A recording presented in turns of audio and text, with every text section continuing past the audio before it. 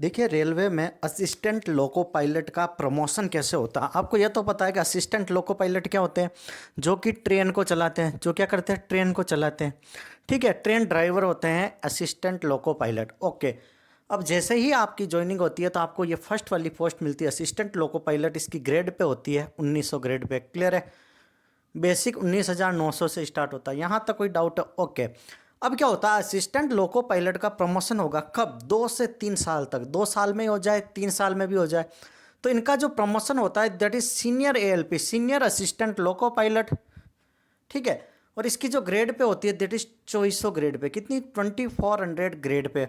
Okay. अब senior assistant loco pilot 2 से 3 साल मान लो, या फिर 1 से 2 साल मान लो, 25,500 बेसिक पे होता है। अब इनका डायरेक्ट प्रमोशन होता है that is centre loco pilot. Centre loco pilot grade pay same 2400।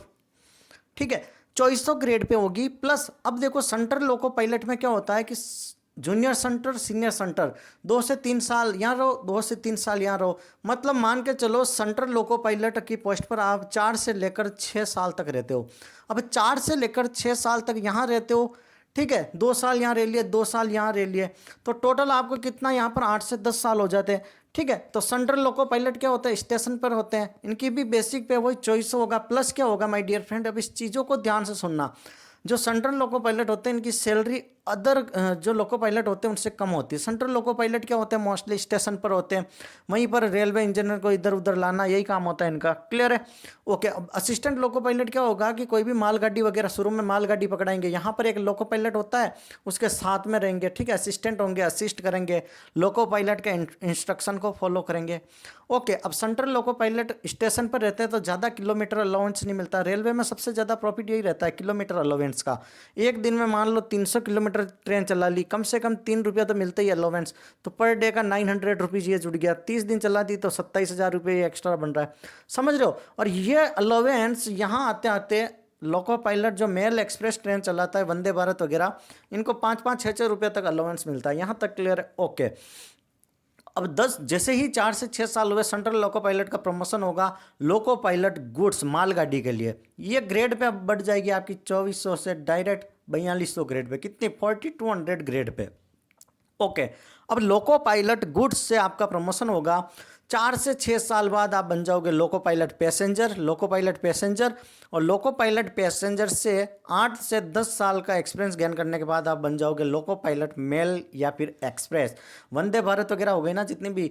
अब ये चीज़ें ध्यान रखना कि कई सारे कमेंट बॉक्स में आ सकता है कि हमारा तो प्रमोशन फास्ट हो गया, हमारा थोड़ा सा लेट हो गया। ये वैकेंसी पर भी डिपेंड करता है, जोन वाइज कितनी वैकेंसी है, कितनी एक्सप्रेस सुपरफास्ट ट्रेन है।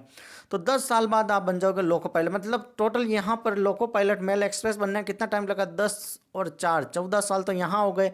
यहाँ पर 6 और 4 10 साल, मतलब 20 से 22 साल के बाद आप बन जाते हो that is loco pilot mail express.